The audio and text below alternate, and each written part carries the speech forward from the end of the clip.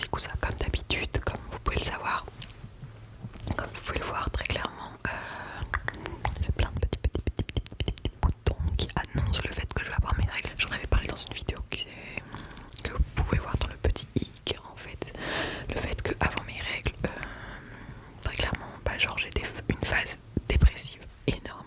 J'en avais parlé à ma psy, enfin je vous fais un petit update assez rapide. J'en ai parlé à ma psy qui m'a dit qu'elle me conseillait énormément la plante du gadilier, qui est une plante à prendre en complément alimentaire. Il y a peut-être des effets secondaires, voilà. La dernière fois je vous avais parlé en vidéo d'un complément alimentaire qui était le millepertuis pour les troubles de l'humeur, et j'avais oublié de mentionner qu'il y a des effets secondaires et que il faut vraiment bien se renseigner avant de prendre, parce que ça peut ne pas être compatible avec d'autres médicaments. Et pour le cas du gadilier, je ne sais pas, mais je sais qu'il y a des effets secondaires. Donc vraiment renseignez-vous, parlez-en si vous êtes intéressé, renseignez-vous, parlez-en à vos médecins, à des professionnels de santé pour voir si ça pourrait vous aller ou pas. Et ça pourrait vous convenir, mais en gros c'est une plante qui est censée réguler hormonalement et du coup genre atténuer les effets du SPM, donc la phase avant les règles. Pour le TDPM, il est régulièrement prescrit aussi. Et du coup bah moi genre j'ai voulu essayer, je me suis dit bon, au pire, au stade où on en est, vas-y essaye. Le premier mois où j'ai testé ça, ça a marché vraiment de fou malade. Genre si j'oubliais d'en prendre un jour, bah genre d'un coup j'étais dans mon état habituel, c'est-à-dire totalement dépressif. Ça me dure 2 semaines avant mes règles, ces périodes-là. Bref, et du coup là, donc tester ça pendant 2 semaines avant mes règles, c'était vraiment, ça a marché. Et là, ce mois-ci, ça marche un peu moins bien, donc voilà. Donc je voulais vous faire un petit chat triggers et en même temps vous parler de trucs, parce que je commence à en avoir ras-le-bol de beaucoup de choses et j'ai trop besoin de m'exprimer. D'ailleurs, merci beaucoup encore une fois à tous ceux qui ont rejoint mon Discord. N'hésitez pas à aller le rejoindre, le lien est en description. Serveur Discord, voilà. Ok, donc pour les triggers, je pense que je vais commencer. J'ai envie de prendre un truc que j'ai pas fait depuis longtemps. J'ai vu Stylo faire ça avec ce bigoudi.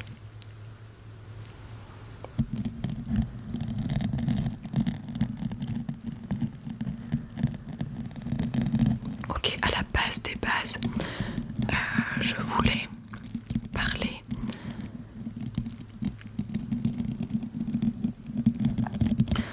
du fait que, en fait, dans la société, je n'arrive pas, et je sais pas si, et je pense honnêtement que ça doit être le cas pour vous aussi, à savoir quand est-ce que je suis moi-même, dans le sens où je m'explique.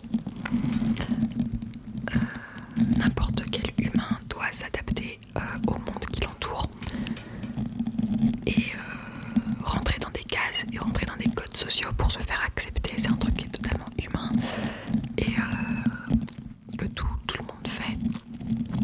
Et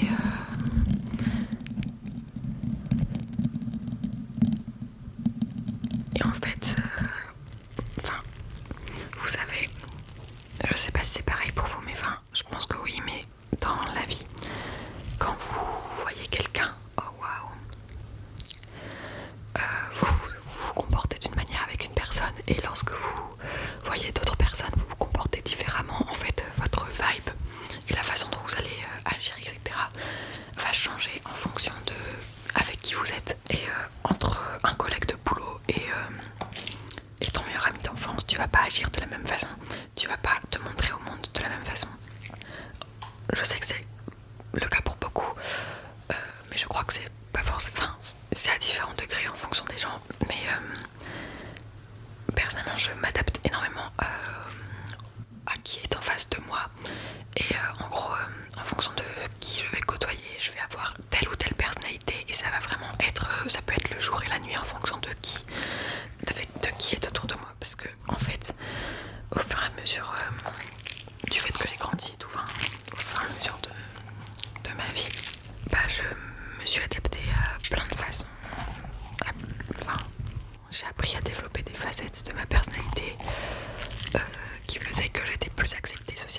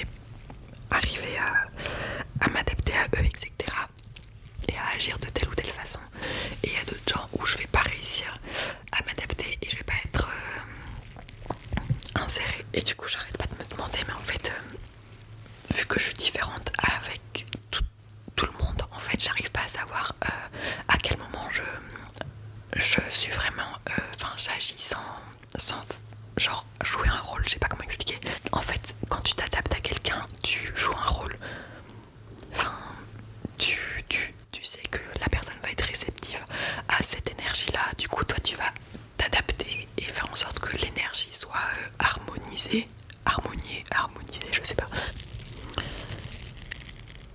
Et en fait, c'est de la survie en fait. Je pense à la base c'est de la survie parce qu'on est des humains. Enfin, quand je dis à la base, je parle des hommes préhistoriques. Hein, des hommes préhistoriques.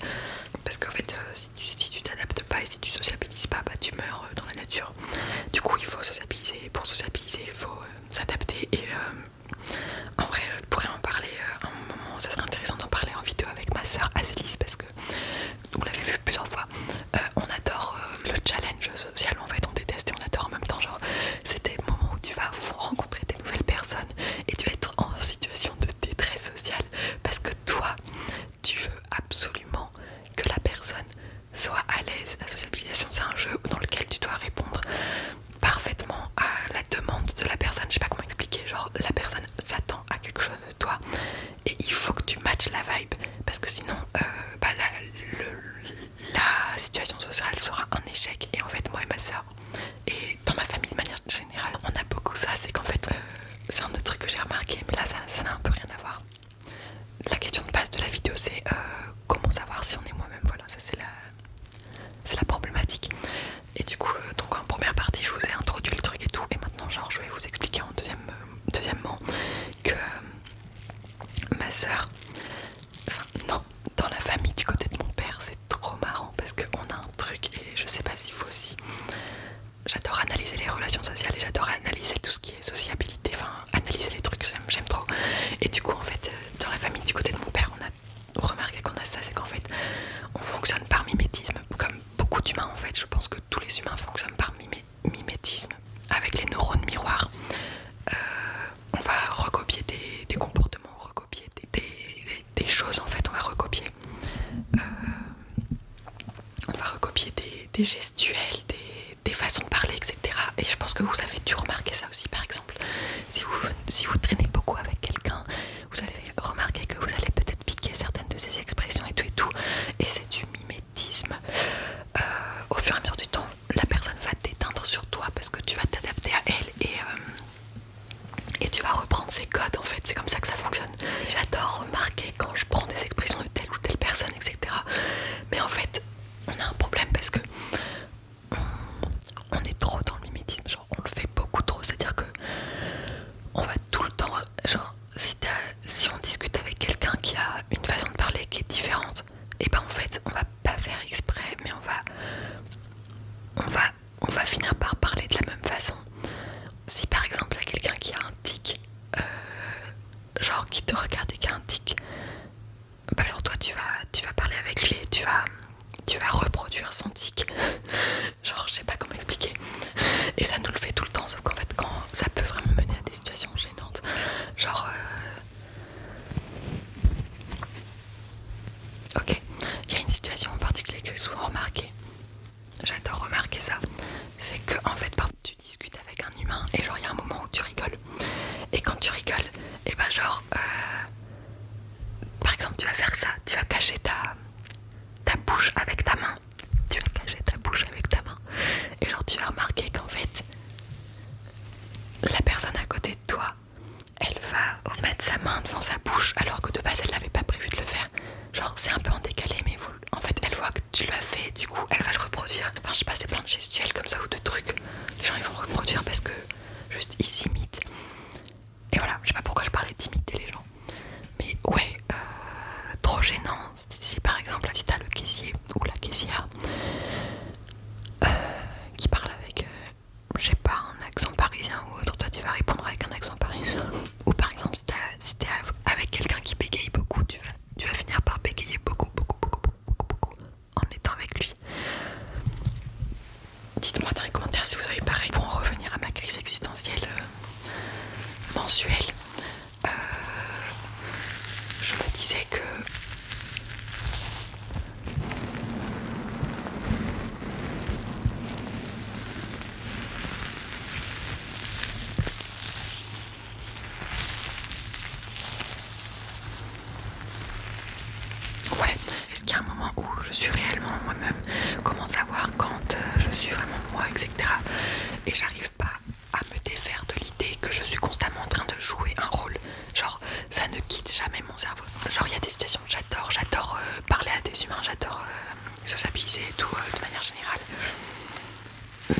je suis dans un roleplay.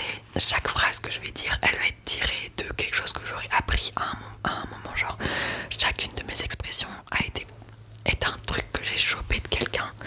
Et du coup, genre, à force de récupérer plein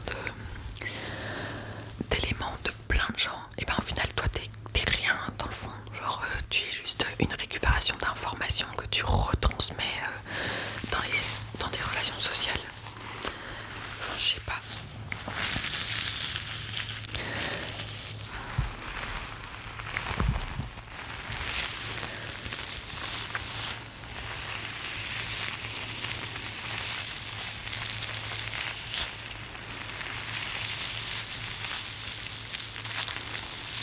Moi, ma conclusion que j'ai eue vis-à-vis de ça, c'était de me dire que les moments où je me sentais extrêmement à l'aise, c'était les moments où j'étais le plus moi-même. Enfin, c'est en fonction de à quel point je suis à l'aise que je vais être plus ou moins moi-même. Il y a des gens avec qui je vais pas du tout être à l'aise et je me dis, ça veut dire que je suis pas moi-même. En soi, quand je suis avec personne, je suis juste blasée. Enfin, je sais pas, il y a des fois où je vais me parler toute seule et tout, mais est-ce qu'on peut savoir qui on est quand on est toute seule? Parce que j'ai l'impression qu'on peut savoir qui on est que parce qu'on vit avec les autres.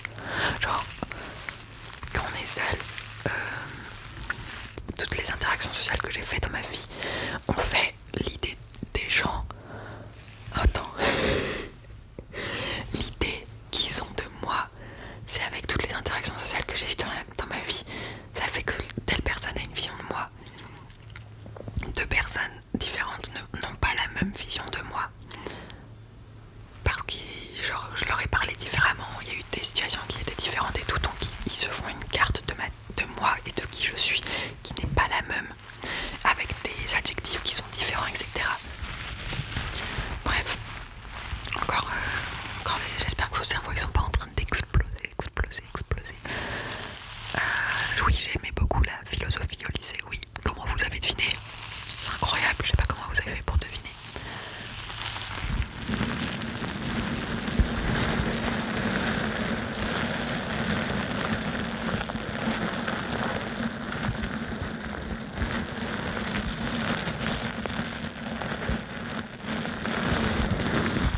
Et du coup,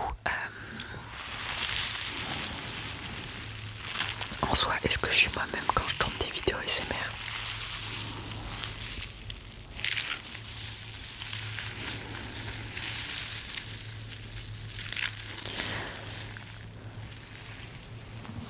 Oh!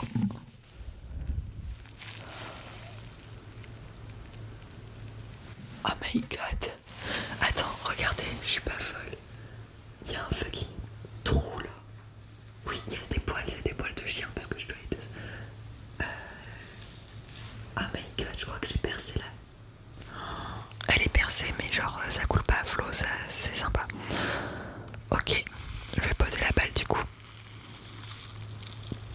Et il y avait un autre truc que je voulais parler, dont je voulais parler, mais je crois que la vidéo fait déjà 25 minutes et c'est beaucoup.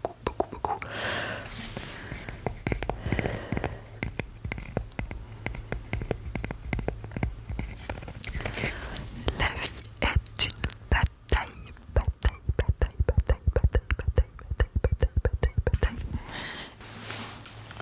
I'm starting to be pissed off. Je commence à en avoir ras le cul. Voilà. Excusez ma façon de parler et excusez ma négativité aujourd'hui. Voilà, c'est normal, mais dans 2 semaines, je serai super positive, etc. C'est tout simplement ma crise existentielle mensuelle.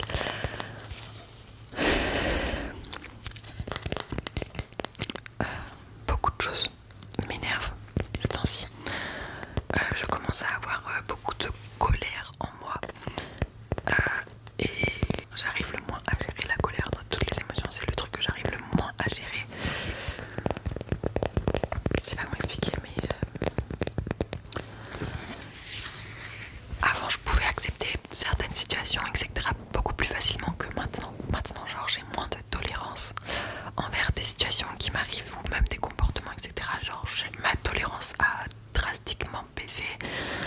Et ce temps-ci, ouais, c'est ça, genre, j'ai l'impression de pas réussir à être assez tolérante. Mais d'un côté, je me dis que ça m'enlève beaucoup d'ennui.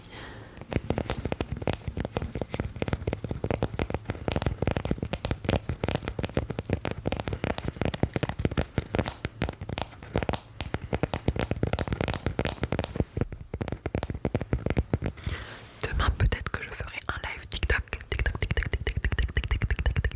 J'en ai fait un ce soir d'ailleurs, c'était n'importe quoi. N'importe quoi, c'était super drôle. C'était avec Stylo ASMR, on a fait les PNJ. C'est-à-dire qu'on s'est mis dans le fond de la pièce. On a posé la caméra, on s'est mis dans le fond de la pièce. Et on bougeait plus et on parlait plus pendant genre jusqu'à ce qu'on rigole quoi. Bref, crazy, complètement goofy.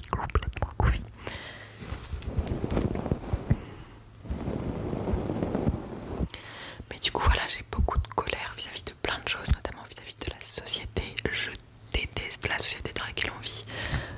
C'est pas un truc que je cache.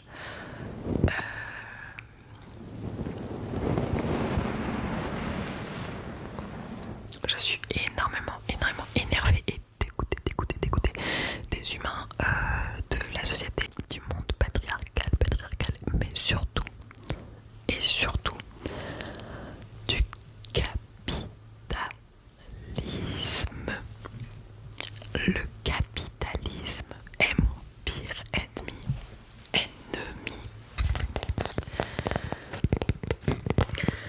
Je n'en peux plus du système qui nous consume, qui nous exploite.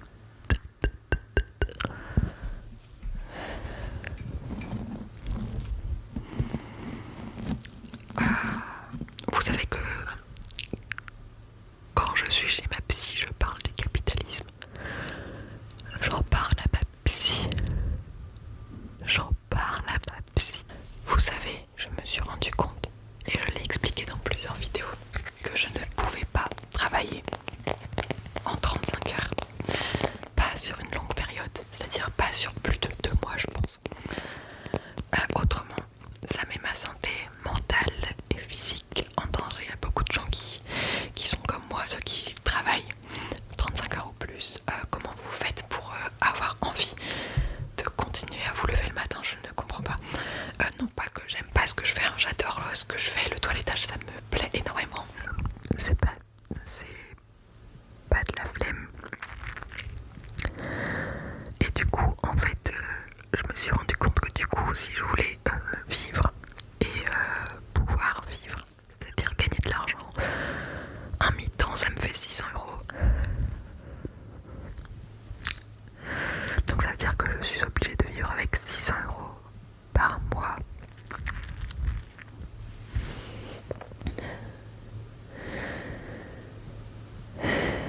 Donc voilà, vous comprenez un petit peu ma détresse. Franchement, c'est chaud patate.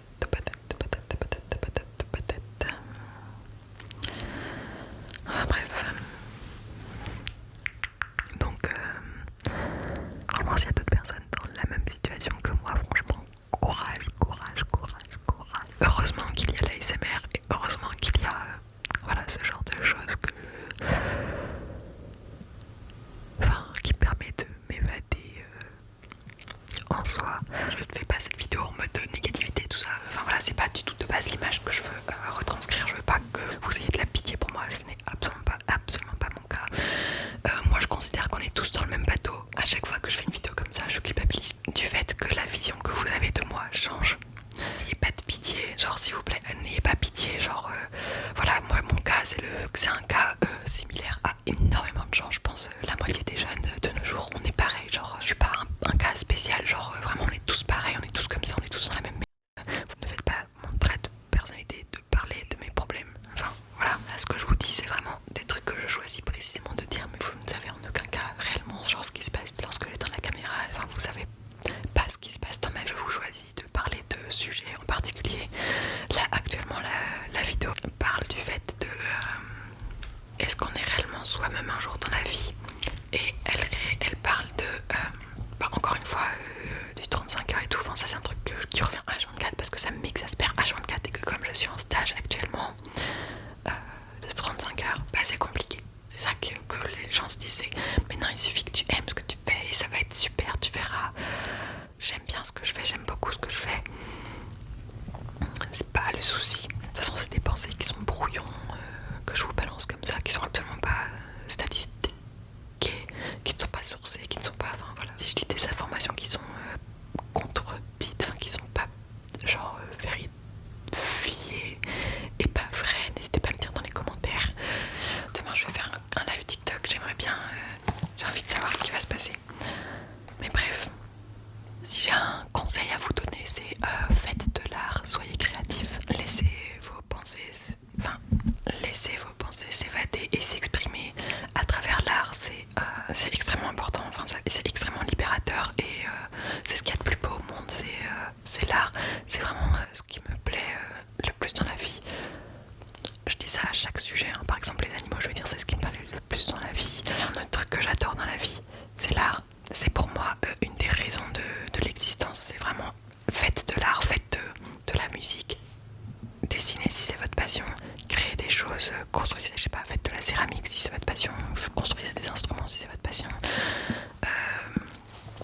persévérez dans ce que vous aimez parce que c'est ce qu'il y a de plus beau, c'est tout simplement une matérialisation de votre conscience, de votre présence, de votre être à travers une autre surface. Lorsque vous créez quelque chose avec l'art, vous déplacez, vous matérialisez une partie de votre être, pas tout votre être en entier, mais une partie, vous la matérialisez sur un support qui n'est pas forcément matériel. Créer de l'art parce que c'est trop bien. Voilà, et moi il faut que j'en crée plus, mais je n'ai pas le temps à cause du capitalisme. Capitalisme. J'espère que la vidéo ne va pas tomber dans les mains d'un public qui ne serait pas ma cible.